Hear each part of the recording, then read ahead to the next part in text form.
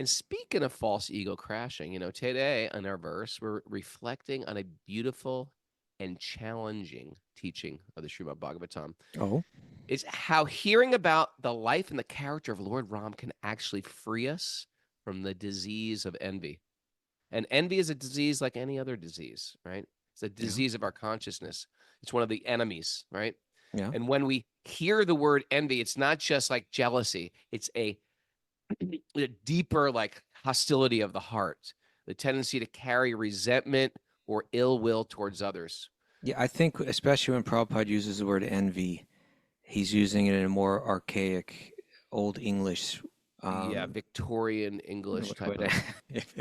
do you know it's actually Victorian, or you're just Yeah, throwing that word it's in? like an older English than Okay. even English today, because that was the British But is Raj. it called Victorian English or something like that? Yes. Are you sure? Or are you just throwing the word No, Victorian no, because it I'm relates not to sure. furniture or something like that? Okay. But Anyway, yeah, when yeah, Prabhupada go on. says envy, commonly I believe if you really read the context, he's talking about hostility, Yeah. hatred, like that kind of thing. Yeah. Yeah. And even as spiritual practitioners, you sometimes find a subtle way to justify the hostility. That's the point, right? So much of our teachings are about letting go of your hostility towards every living being. But we always, but within our spiritual communities, we still find the same stuff going on, and there's always a rationalization, right? Like there's always a justification for my animosity towards another being. So we hear these verses, it challenges us, go deeper. Go deeper. Go Okay. deeper. If we want to walk the path, which we're trying to do, but if we want to walk it, there can be no room left for that hostility, no lingering resentment, no selective love. Om Namo Bhagavate Vasudevaya. Om Namo Bhagavate Vasudevaya. Om Namo Bhagavate Vasudevaya.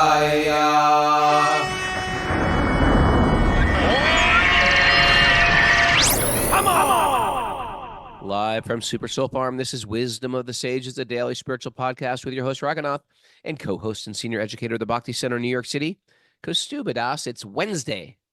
It's Walk-On Wednesday, April 30th. Welcome to the show. Welcome, everybody. Today's Wednesday, a day we invite someone we think is doing cool things with their life in Bhakti from our community, and we pick their brain for about 10 minutes before we dive into the Srimad Bhagavatam. And we got a special guest for you today. But before that, Miss Mara, any announcements? Good morning. Yeah, we have an in-person Bhakti recovery group meeting tonight in Philly at the Bhakti Garden, 7 to 8 p.m. There's also a Losing new that voice again, Maricel. Mara, come on. just the morning time. There's also a new Wednesday men's meeting that's going to kick off May 7th. That'll be at 9 a.m. Eastern time. And for more meetings, you can check out bhaktirecoverygroup.com and see their full online meeting list because they have meetings every day. Right. Oh, while we're at it, live on Zoom today, we have Anna Blackwell, and she's doing a retreat at Super Soul Farm. We just want to give a shout out to her. That is an Astunga retreat. Yep, May 30th through June 1st. Yeah, and Yeah. it's a breathwork retreat too, as Yeah. well, with an officially licensed Wim Hof like breather. level 3 Level 3 instructor or breather. something. Yeah. Yeah. So anyway, if you're interested in that, you can go to my website, Raghunath.yoga, and then go to the Super Soul Farm offerings. Matter of fact, all the offerings this year, check them out if you want to come up to the farm and chill. I have nothing to do with that retreat, and I think Cody's doing kirtan at that retreat too, Yeah, as he well. is. So it should be a great It's gonna be weekend. And also, Wisdom of the Sages retreat is on. It's going and it's filling up. So if you're interested in hanging with me, Kaustubha and Mara, that's Memorial Day weekend. Great way to have spring, upstate New York. Beautiful time of year. Lots of singing, lots of great food, classes, Wisdom of the Sages live. Please join us. Okay. Sound good? Yeah. All right. Well, our walk on Wednesday today is your friend in mind and everybody's friends, Happy Jack from Happy Jack Yoga. And he just did this wonderful program at Harvard University. He's graduating from Harvard Divinity School. And Today's his last day of classes. that's exciting. Welcome to the show, Happy Jack. Congratulations, Happy Jack. Hare Krishna, thank you so much for having me. Thank you for the kind words. It's really nice to be back. For the last 2 months with this conference, I'm embarrassed to say I have not been keeping up with Wisdom of the Sages for the first time in 2 years. What? I know. So I've got some catching up to do. All right. Well, you're in But that Wisdom of the Sages Platinum Club where you like people have never missed an episode. It is really an elite club, and I think we give you the leeway to miss like 30 shows if you promise within the next 90 days to catch up. You could keep your premium platinum status. Okay, I'm in. I accept the invitation. Okay, great. Why don't you share with how it went, where you're at, and just like a recap and how people can get to some of these incredible interviews you did maybe give an update of for people who are just joining us, what you've been doing the last with this. What was this, your final, what's it called in college? Thesis? Yeah, that's exactly what it was. I mean, basically, I had the opportunity to either do a big paper, like a 50-page academic paper, Boring. Exactly, that was exactly my response, or a project, and I just thought that through both of you, through Raghunath Kaustubha and this community, I've met so many beautiful souls on the Bhakti journey, and so I thought, how cool would that be to organize a Bhakti-yoga conference?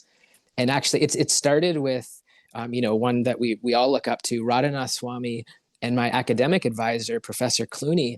It started with a dialogue with them, but then because there were so many beautiful souls that we've met these past few years, we took it virtual and started inviting many people. And really what made it amazing was the speakers. So thank you, Raghunath. Thank you, Kaustubha. And everybody in this community, even when we had the in-person, we had nice representation from Wisdom of the Sages. We had Martine came, we had Kishori Gopi and Shamya Pras came, Timothy Tucker and Sweet Lady Kate, and I'm sure others, but those are devotees that I've met at your farm. But yeah, it was just a beautiful, it reminded me of the importance of being in conversation and being in association and having a space like you create with sage groups, just having a space where we can learn and ask questions and be with good people. Nice. That's exactly what it is. Now, how many people did you actually interview for that thesis? How many people? I know me and Kaustubha did it, but how many total? And maybe we could throw up a link immediately, how people can access those for free, of course, and just go online. And it's good association in the course of the day. We got some downtime. I've been gardening a lot lately and building a fence. This is stuff you put in your ears on your downtime when you're going for a walk, when you're going for a drive, and it just lifts the consciousness higher. How many people did you have? We had 48. And actually my academic advisor, Professor Clooney, he kept telling me, he's like, less is more, slow down, but I couldn't say no. Every inspiring person that I thought of, we invited. And so we had monks, we had scholars, yogis, thought leaders, musicians, of course, therapists, entrepreneurs, chaplains. And it was really cool because people would share how the first question that we would ask everybody is, what brought you to your spiritual path? And I know that's a question that you often ask when you have people here on this show. And it was just so interesting to hear people's story and what brought them here. And then to hear how they're incorporating bhakti, whether it's in parenting, whether it's in business, whether it's as they're preparing for death, end of life care, really every stage of life. But yeah, what made it special was the people, the speakers. I'm interested in so now you've been studying under Professor Francis Clooney, who's a Catholic. He's like an ordained Catholic priest or yeah, 57 years a member of the Society of Jesus, and 47 years as a Catholic priest. Okay. But he's been studying Sri Vaishnavism for 52 years. Yeah, so his expertise is in Sri Vaishnavism, which is a lineage of Vaishnavism, very similar to what we practice growing out of South India. I'm interested in how he related to you with knowledge of where you're at on your practice of Gaudiya Vaishnavism and involvement in the Hare Krishna movement and so on. Can you share just a little bit about the nature of your relationship? And Yeah. He's very supportive. I really appreciate that. Like there's a few different mentors in my life who are not devotees. Yeah. But I feel, but they are spiritual leaders. One is a Sufi leader, and another one is Professor Clooney, a Catholic. And I just love that they're very supportive. They recognize I'm seeking love of God. I'm seeking to become a better person. I've found a path that feels right for me. And yeah, my experience with Professor Clooney is he's very, very welcoming, very, very accepting in that sense. And someone obviously very knowledgeable about Vaishnavism and Bhakti. Yeah. Okay, great. A lot of times, Kastu, these academics that really, I'm just studying, whatever it is, doing an academic paper on botany, etc. There's like some like fascination with these things, but when I see people move towards psychology or religion, it's like they're going through I see them going through their own spiritual challenges and desire for spirituality. So even though they're studying and are academics in it, there's like a heart of themselves that's actually invested in it for them. They're not just, correct me if I'm wrong, Jack, if you think it's like they're actually want to be on a spiritual path. But it reminds me of me when I was into the punk and hardcore scene, and I loved the Hare Krishnas, but I didn't want to fully say, you know what, I'm this. And I'd like walk like 10 feet behind the kirtan going down the street, and I'd maybe have some cards, giving out some cards to the Sunday feast, but I wasn't ready to fully opt into it. But there was like a fascination with it. And I don't know what it is, but there's something about saying, this is me, that you sort of cement yourself to this group. But I find that they really have a strong desire in it for themselves. What do you think about that? Yeah. I mean, actually, the beautiful thing, Professor Clooney, he just wrote a spiritual memoir last summer. It just came out, and I'm trying to remember the title. It's Hindu and Catholic Priest and Scholar: A Love Story. But essentially, he welcomes Hindu as part of his identity, even though he's very much a Christian. He's very much a Christian priest. But because he spent half a century engaging this tradition, he's not afraid. And by the way, he gets a lot of criticism from within his own community for that. But he embraces it, and I think that's a beautiful thing. I wonder what they think about that within the conclave, Raghunath. The conclave, forget it. We were talking about that movie Conclave, where all the cardinals get together and vote on the Pope yesterday. There's a movie, it's on Amazon Prime. And Kaustubha was talking about it yesterday. I had no clue what he was talking about, so I decided to watch it last night. Great movie. And it's just sort of like whenever people come together, there's like politics, there is a conservative and a liberal side.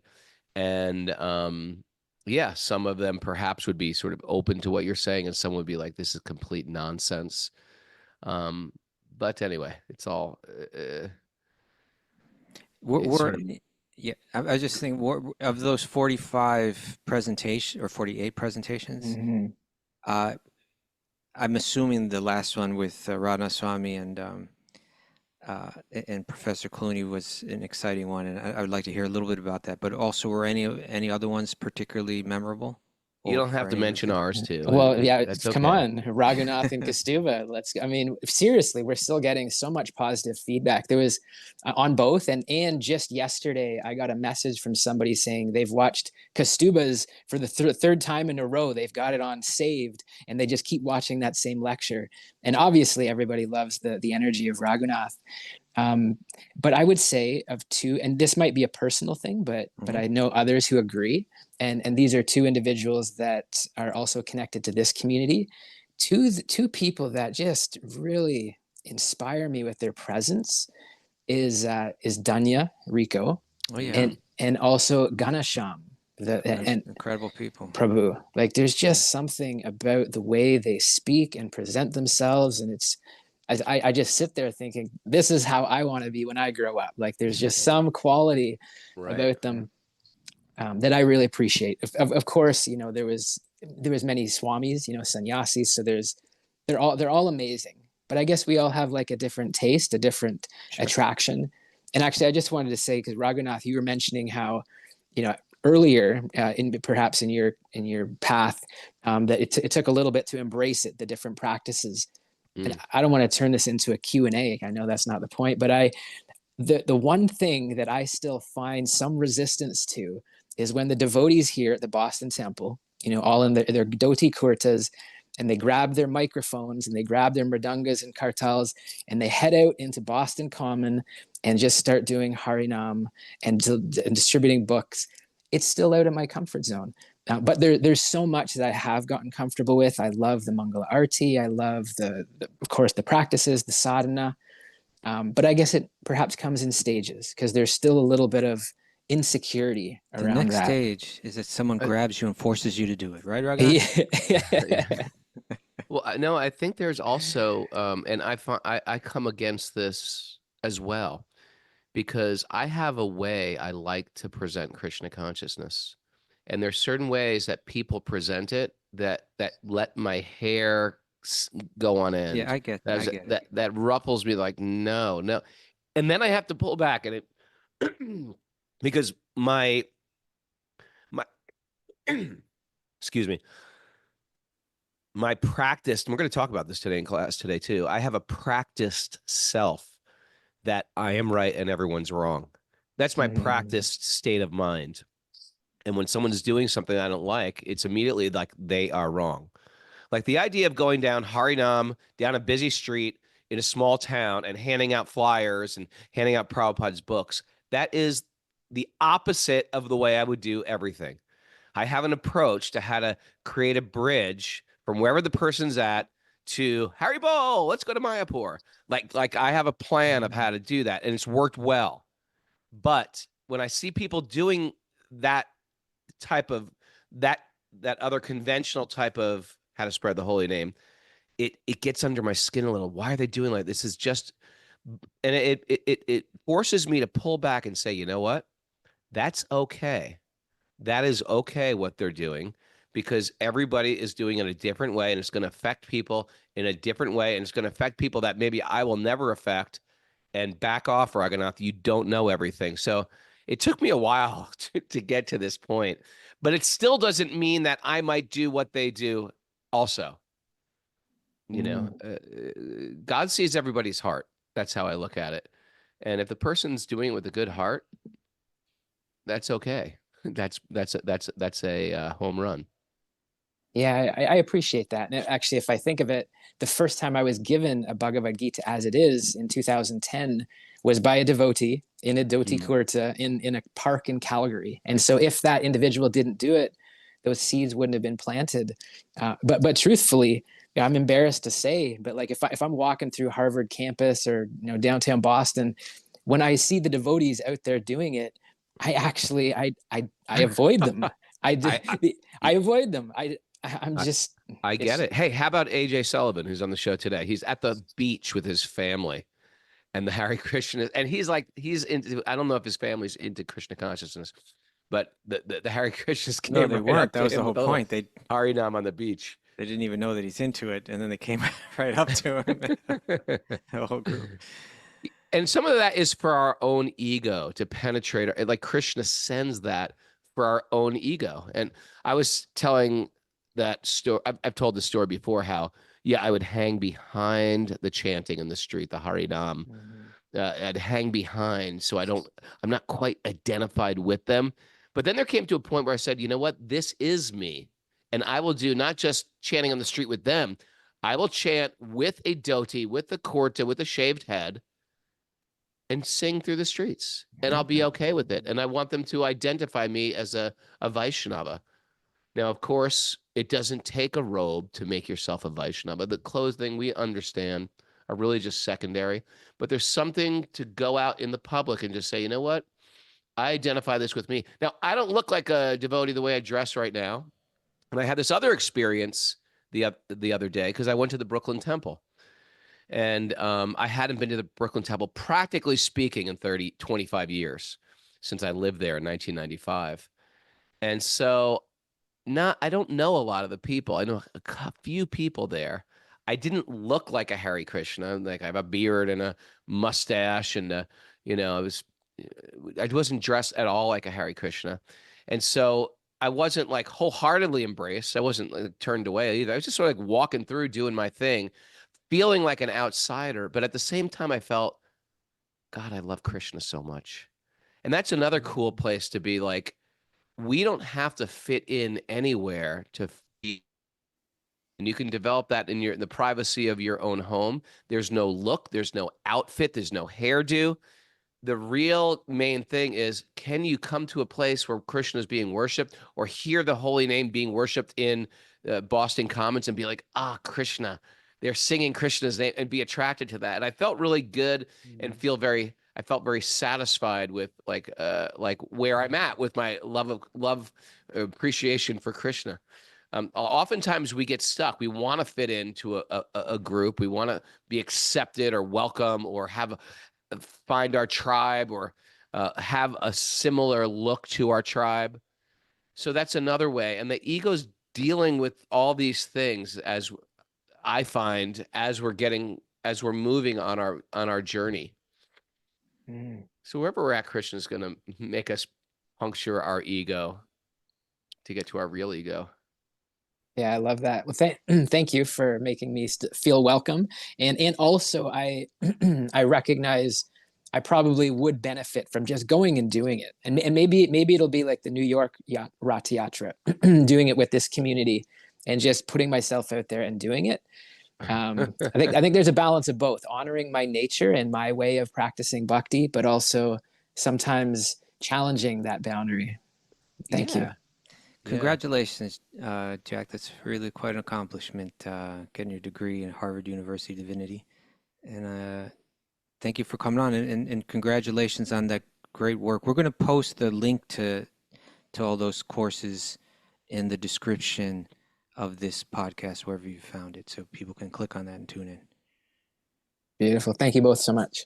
Hare Krishna. Yeah. Hey, Jack. Super, super happy. Oh, Kaustubha. Why didn't they give us a, what do they call it again? A honorary degree. Yeah, sometimes I thought they were going to do work that. on that, Jack. See if you can get that. I thought they were going to call me Professor, Maestro, something like that. Anyway, I told my mom I was doing something at Harvard. She was impressed. There you go. Kaustubha. Yes. There is that. I don't know if you ever felt that when you became a devotee, you're like, I am a Hare Krishna. And you you flew that flag with a lot of pride. It took me time, I feel. I think because I was a little famous in the mundane world. I remember distributing books in a parking lot with Ram Roy one day in Connecticut on a cold winter day. And it was already against my nature to approach people in a parking lot. And I was like, I can't believe I'm doing this.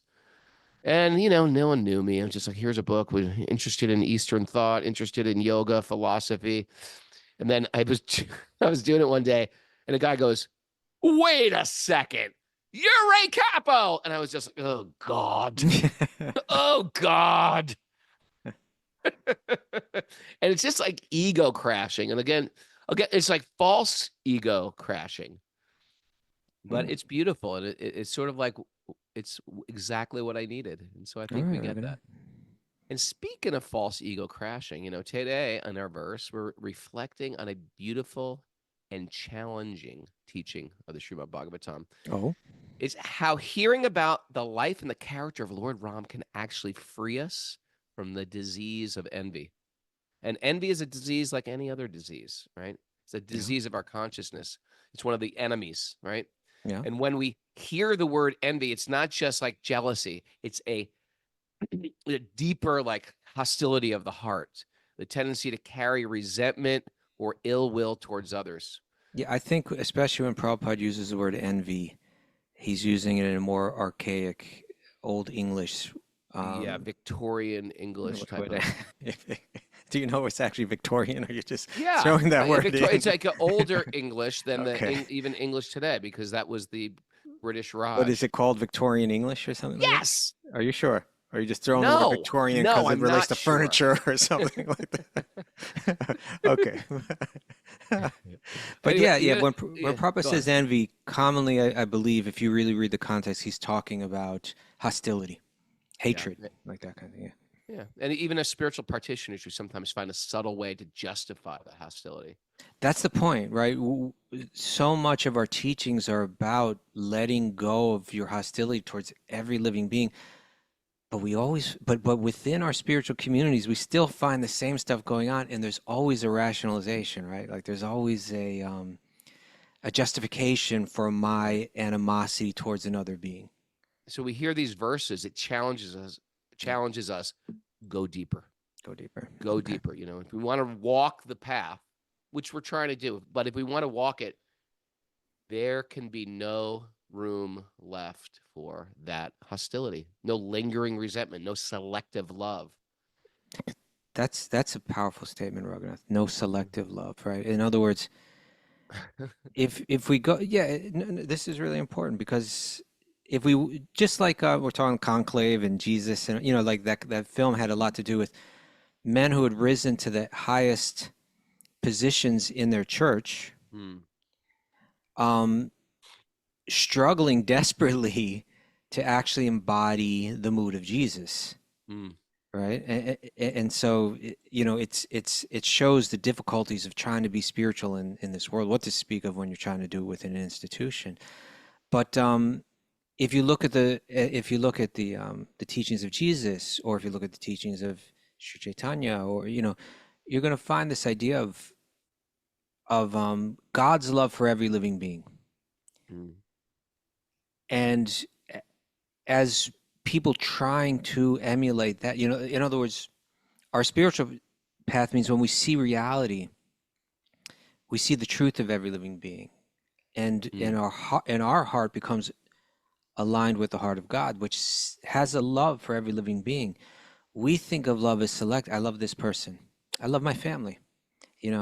No, my but dog. I love everybody who's nice to me. I love, and even these people that are even within my spiritual group, I can't love them because of the way they behave, the way they act, or whatever.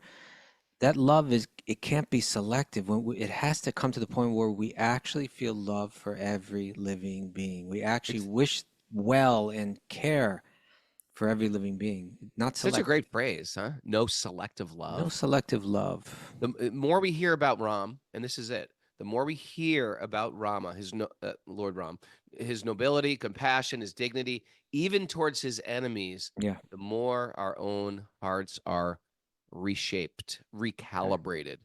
No hostility in the heart of a bhakti yogi, right? That's where we're going today. All right, let's do it. Narayanam namaskritya naram chaiva narottamam devim saraswatim vyasam tato jayam mudirayat.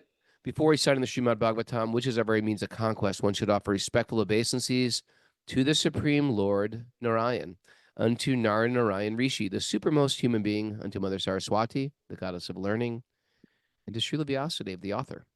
Nasta prayeshu badreshu nityam bhagavat sevaya bhagavati utamashloke bhaktir bhavati naishtiki. By regular attendance in classes in the Bhagavatam and by rendering service to the pure devotees, all that is troublesome to the heart will become eradicated, and loving service to the Supreme Lord, who is praised with transcendental songs, will be established as an irrevocable fact. Om Jnana Timarandasya Jnananjana Salakaya Chakshurunmadatam Yena Tasmai Shri Gurave Namaha. I was born in the darkness of ignorance, and my teachers are opening my eyes with the torchlight of knowledge. I offer my obeisances at their lotus feet. Reading from the Srimad Bhagavatam, Canto 9, Chapter 11, Text 21. Text 21. So again, we've heard now the whole Ramayana, pastimes of Lord Ram, the killing of Ravana, the return of Ram with Sita to Ayodhya, and now to kind of wrap that up, we're hearing 4 verses. We heard one yesterday. We hear 3 more now that are just kind of glorifying the character of Ram. So this is text 21. Lord Ramachandra's spotless name and fame, which vanquish all sinful reactions, it's karma, are celebrated in all directions, like the ornamental cloth of the victorious elephant that conquers all directions. What do you know about the ornamental cloth? That is an analogy that has nothing to do with our day and age. Okay. The ornamental cloth of an elephant. Oh, just like that, huh? The ornamental cloth of the victorious elephant. His spotless name and fame, they vanquish all bad karma and are celebrated in all directions. I guess it must be a big cloth and a big beautiful cloth and a big Yeah. spotless beautiful cloth. Hmm. They put on a big elephant. Sometimes you go to India and you're like, oh, that's what they mean by that. You know, it's true. It's true. And it's very interesting that these translations and purports by Prabhupada, it's somehow he had the magic to reach a bunch of American hippies, and Mhm. then not hippies, decades later, a bunch of punks. Yeah. And who knows what it's going to be like 3 decades from now. They're still going to have some effect. And people who've been living in, pre-cell phone, pre-internet India, it resonated with them, and it resonated with Indians today. And because the cultures were very, very different, but somehow his commentaries, it resonated with everybody. He somehow found the common denominator. Because sometimes you read commentaries, go through Indian bookstores, and I'll read like, I have no idea what these guys are talking about in the commentaries. And sometimes the commentaries are written by Westerners, and they're just The Western ones are just wishy-washy stuff, Very opinions, wishy-washy. and the Eastern ones are like incredibly dense philosophically. Yeah, and using analogies that make no sense. So this, I'm sure, makes sense to some people, and part of that culture Okay. makes no sense to me. But then it'll hit me in the next couple of sentences with something like, "Oh yeah, that makes sense." Okay, the Can you ornamental think of it? cloth. Can you think of any things like that? Yeah, all the time, all the time. Like you hear like Lord Chaitanya, he's experiencing these ecstasies and he's got his hair standing on end like this tree, and then you finally see that tree and you see, oh, the tree's full of like spikes. It's like Right. his goosebumps are being compared. Yeah, different things like that come up all the time. But this one, the ornamental cloth of the victorious elephant. Who was the elephant fighting? That that conquers in all Yeah. directions. I've There never must be some seen an special elephant fight. cloth that's I've very seen elephants at a circus, at a zoo. Never seen a victory victorious elephant. elephant. Yeah. Okay. Yeah. Digging wells. That was one for me. Digging wells. Well Yeah. is a practical thing, right? I get it's a practical thing, but I've just never, we have water. I've had running water my whole Yeah. life. Anyway, Great great saintly persons like Markandeya Rishi still glorify his characteristics in the assemblies of great emperors like Maharaj Yudhisthira. Mm. Similarly, right? So you gotta understand, Yudhisthira was thousands of years later. Thousands of years. Many So thousands. here, when Yudhisthira has an assembly, a sage will come up. You are noble like King Ram. They're talking Practically about just like Ram. us going back. Practically it's not much different from us saying it than when he was saying it 5,000 years ago. The distance, right? I know. Yeah, I love these stories, even in the 10th canto of Krishna book, how Lord Balaram goes on a Tirtha Yatra, which is like, pilgrimage to India. And he goes to places that we go to now. He Mhm. mentions other places that are still holy places. I was like, wow, they were holy places when Back then. Balaram was around. Yeah. Like they've always been holy Well, we're places. much closer to that. We're much closer to the time of Yudhishthira, much closer than Yudhishthira was to Ram. Yeah, ever see those things on Instagram? It would sort of like, you're closer, something like There's one Marilyn famous one. Monroe was closer to the there's the some building of the basketball player. pyramids. There's some basketball player. What's his name? Scalabrese or something like that. Who was just like kind of like he was just kind of like the fifth guy on the court. He was not a star, but he said something like, "I'm closer to LeBron James than you are to me." Like there's all these street ball guys that think I could take him. It's like no, and then he plays him and he destroys him. It's like I'm closer to the best basketball player in the world than you are to me. Oh, that's interesting. Yeah. That's interesting. But in any case, this Okay, is all anyway. a very long time ago, even for Yudhishthira. Similarly, all the saintly kings and all the demigods, including Lord Shiva and Lord Brahma, worship the Lord by bowing down with their helmets. Yeah. Let me offer my obeisances unto his lotus feet. Okay. Text 22. Lord Ramachandra returned to his abode, to which bhakti yogis are promoted. This is the place to which all the inhabitants of Ayodhya went after they served the Lord in his manifest pastimes by offering him obeisances touching his lotus feet, fully observing him as a father-like king, sitting or lying down with him like equals, or even just accompanying him. So Oh, these are the okay. relationships people had with Lord Ram. And now it's talking about his returning to Vaikuntha, right? Like that place where bhakti yogis are promoted, right? Mm. That if you have this love for Ram in these different ways, Mm. that one can break the cycle of birth and rebirth in this world and ascend to his abode within the spiritual realm. Mm. Now, text 23, I think this is where we're getting to what you were speaking about earlier, Raghunath. O king, anyone who orally receives the narrations concerning the characteristics of Lord Ramachandra's pastimes will ultimately be freed from the disease. This is such a great phrase, the disease of envy, and thus will be liberated from the bondage of fruitive activities. Okay, from all your Isn't that a karma. great phrase? The disease of envy. We don't tend to think of these things. Lust is a disease. It pollutes the entire consciousness. Greed is a disease. And sometimes if your lust is minimized or if your greed is minimized just in your being, if you see it in somebody else, it's like, oh my God, this poor person is as if they're possessed or sick in the head. You know, You know, it's I a disease of the soul. pulled up the etymology for the word disease. Dis-ease. Disease, yeah. The word disease derives from the old French word disease, maybe, Disease. which means Disease, monsieur. disease, Un peu?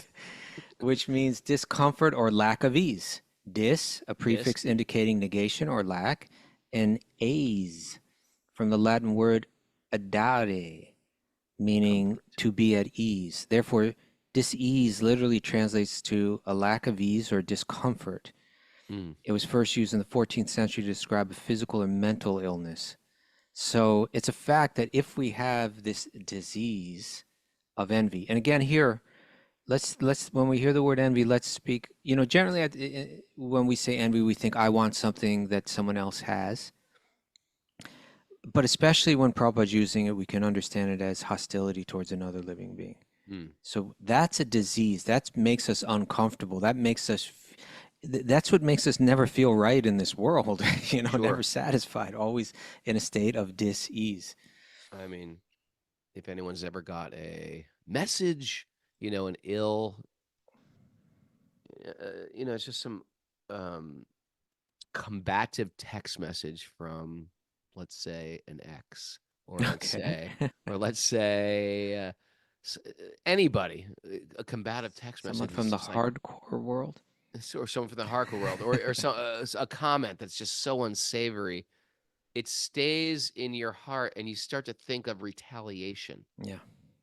And to the degree that you take on that combative mood and retaliate, to sense your whole being is diseased. It can be diseased all day long. It can be diseased for a couple of days. It can be diseased for weeks, or it can be diseased for like 30 years. You know what I mean? Whenever you think of that person, and that's why it's like we are in training to just not take stuff on, immediately let them go, Yeah. because it doesn't assist us. Holding hot, someone hands me a hot coal, me holding on to it is not helping me. Don't even hold it. Don't even accept that hot coal. If they want to go there, if they're in some fury, if they're upset, if they're going through some hate spell and need to vocalize it. And let's face it, if someone says if I wrote you a hateful text message, Kaustubha, if I ever did that, which Yeah. I won't, Thank you. it says more about me than you. Yeah. You know what I Because mean? it could have been written in another. If it was really about me, it could have been written without the hate.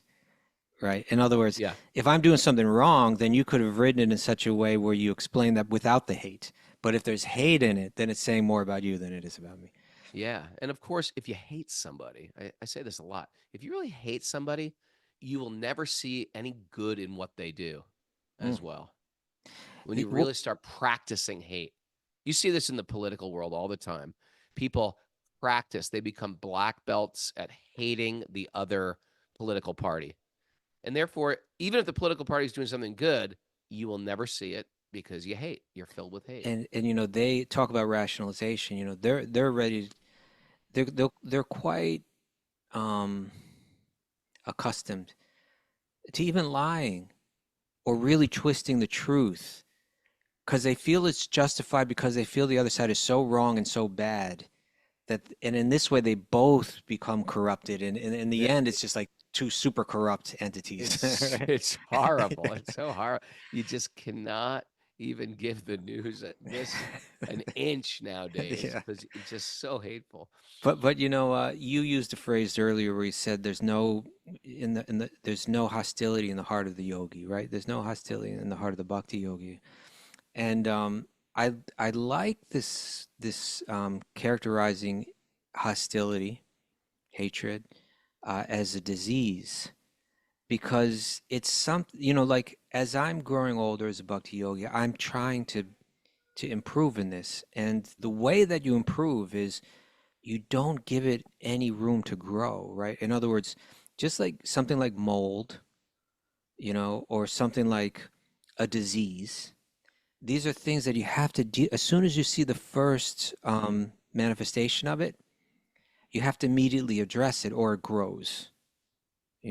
Sure. You see a little bit of mold on a piece of fruit, you have to cut it out right away. Otherwise, it's going to spread to the rest of the piece of fruit. You got it. Sure. And if you wait, it grows, and it grows fast. And the way that you curtail it is whenever you see the first sign of it. I mean, obviously there's prevention too, and that's real important. But when you see the first sign of it, you have to immediately address it. You have to immediately remove it. You have to immediately cut it out. Immediately and completely. Yeah. And so as I'm growing older, I can kind of sometimes feel, when I feel that hostility, it boils up like a disease. It's an uncomfortable feeling. It should be an uncomfortable it shouldn't be something that we try to relish, because we can make it, our hostility towards others can be something that we live in and gives us a feeling of meaning and purpose. That's not where we want to find our purpose. It will be dissatisfying in the end. It's not the hill you want to die on. Oh, yeah? You're going to say that? You're going to text message that to me? Here, let me show you what I'm going to text message to you. I'm going to dig in every point. And do you think that's changing the person? It's making you more hateful. It's covering you more in illusion. And what's really happening is exactly what you're saying. The mold is spreading. Yeah. Or I like to use the analogy too of fermenting. Because like if you ferment sauerkraut in your house. Okay. Have you ever done that? You don't like? No. It's been a while since I fermented sauerkraut. Oh man, making sauerkraut's fun. Mara, right? Ferments. Come on. You maybe say, does Mara ever make us sauerkraut pierogies? Did you make pierogies ever, Mara? I have, but not since I was young. One of my best friends growing up was Polish, and so I used to make them with her family. Sauerkraut pierogies. Let's make that happen, Mara. Let's make that happen up there. Okay, I'm coming up. Thank you, Squirrel Man. May I continue? Kaustubha in a squirrel suit. Someone AI that, please. But yeah, it's like you make sauerkraut. You're mashing up cabbage. Okay. You cover it. It's a little damp. It's a little wet from the juices. You cover it and you put it in sort of a warm place in the house, a closet, under the sink, something like that. Okay, under the bed. Forget about dark place. You forget about it. And it's done when you walk into your house one day and it's like, what the hell is that smell? See, that little bit of ferment has now taken over the entire home. And that's what happens to this little bit of envy that you let in the heart. The more you feed into that, and it's easy to feed it. It baits you, practically speaking, to feed into it. I write something cruel to you. I'm baiting you to respond. And then you dig your heels, and then we're in the cycle, and we're both the hate meter's getting into the red, and it takes over the entire being. And people do that on a regular basis. They're so furious as they're driving down the road at whatever, a political sign from the opposing party or whatever it is. Okay, so not in the heart of the yogi, right? Let's hear the commentary. No hostility, Bubba. Let's hear the commentary. Here. 23, right? Yeah. 23. Okay. Here in this material world, everyone is envious of somebody else. I love how Prabhupada just calls this stuff out. Even in religious life. Really? I thought we were above it. We've seen Even conclave. we saw conclave. We saw it's like behind closed doors. Even in religious life, it's sometimes found that if one devotee has advanced in spiritual activities, other devotees are envious of him. Mm. Such envious devotees are not completely freed from the bondage of birth and death.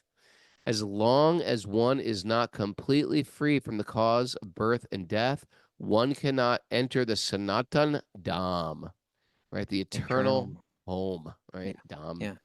Or the eternal pastimes of the Lord.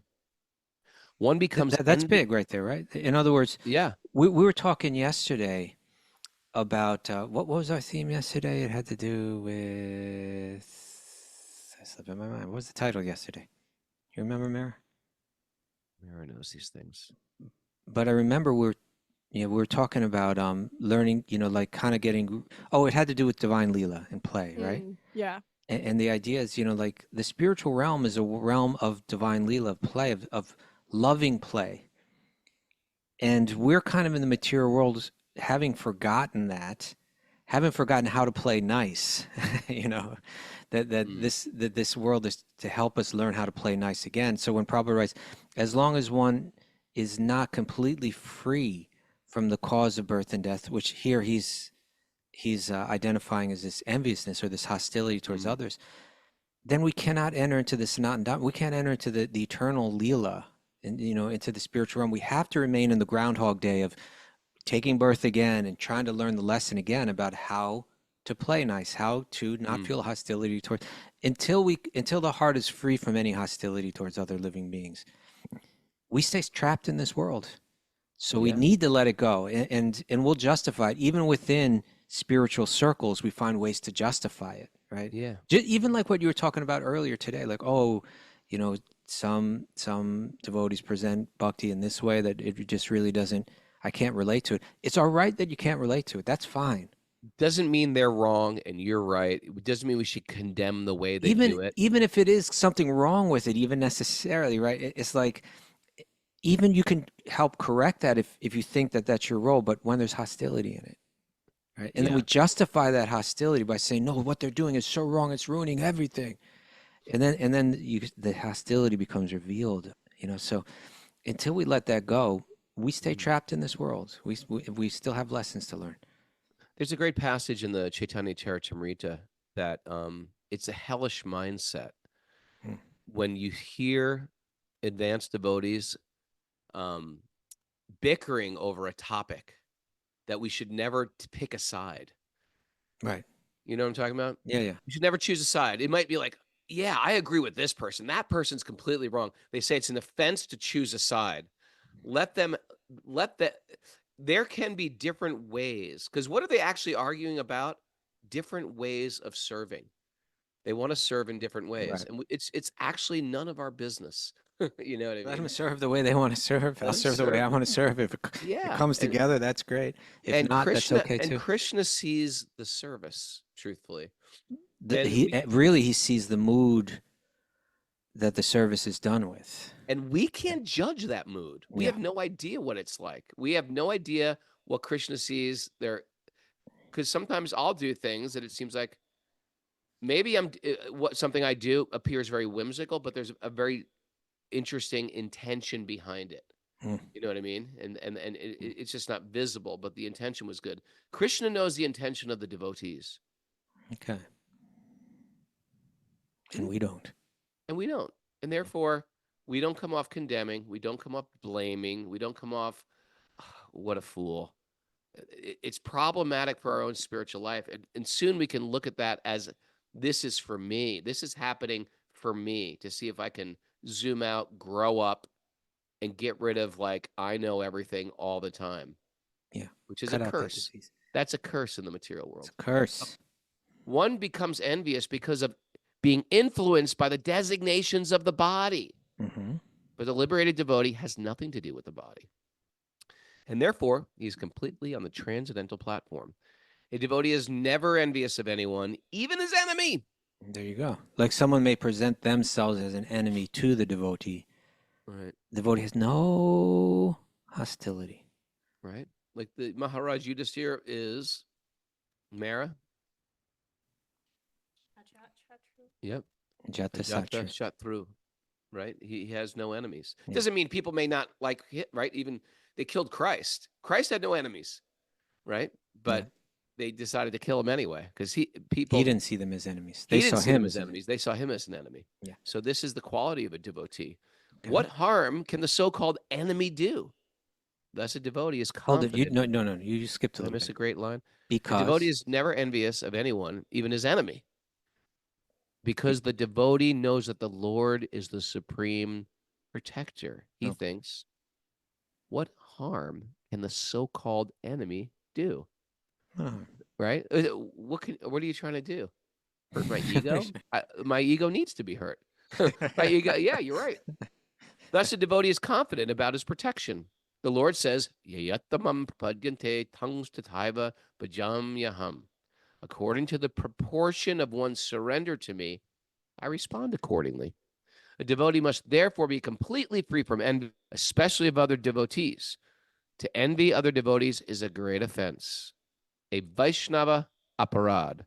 A devotee who is constantly engaged in hearing and chanting, that's Shravanam Kirtanam, is certainly freed from the disease of envy, and thus they become eligible to go back home, back to Godhead. Okay. So here the verse again said, anyone who orally receives the narrations concerning the characteristics of Lord Ramachandra's pastimes will ultimately be freed from the disease of envy and thus be liberated from the bondage of fruitive activities. That's our method in one sense. It's all just spelled out there, right there. Let's take our attention away from the world of conflict, an ego-driven world, and let's bring it to the ego-less, the false ego-less world of the pastimes. Let's step out of the warped reflection of the spiritual pastimes, which is this troublesome world that we're stuck in, and let's bring our awareness to the spiritual, to the original relationships, the original leelas of here Lord Rama is being mentioned. And just by bringing the mind to that, it's purifying. Just by bringing the attention to that, by bringing the awareness to that, with an open mind and an open heart, right? It will erode that disease. It will shine light on that dark, moldy corners, of our awareness and purify them. Very, very powerful effect. And you can feel it, just like, like, for instance, I can see it in your life, Raghunath, like where in the past, even the things we've been discussing today, you might have felt a stronger sense of condemnation of others or something like that. There's a tolerance in you now, right? And a more openness, a more open-heartedness towards everyone. Not that, and it hasn't made you lose your own focus, but it's just let go of the problematic parts. I'm hoping to become more like that too, and I think that's the natural path for the devotee. You become. That's the kind of heart that gets us free. It's free from karma, free from resentment, free to walk back with Lord Ram to the spiritual world. Yeah. So I think we're out of time for today, but you want to wrap it up? No hostility in the heart of a yogi. Okay. No hostility in the heart of a yogi. It's just a nice, maybe this week when we feel a little pinch of resentment coming from anywhere, some irritation, we can stop, we can pause, we can remember. Love Ram is to love those he loves. To love Ram is to love those he loves. Who does he love? Everybody. Lord Ram loves everyone. Sita? He loves and Hanuman. Mara, you got anything for us? Yeah, I got some good stuff today. God sees everyone's heart. Oh. We don't have to fit in to love Krishna. That was from our talk with Happy Jack. Yeah. Crash the false ego. Crash it. Crash it, crush it. Crash it. Crush it. Mush it. No Push it. no hostility in the heart of a yogi. Push it. Get. Was it? No. We're not done. Go there. Envy is the disease of the consciousness. Okay. The day I met Salt and Pepper. Keep going, Mara. No selective love. That's right. No selective love. No selective love. That's a T-shirt. Let the stories of Ram recalibrate our hearts. Okay. Yeah, like that. Let go of the hot coal of hatred.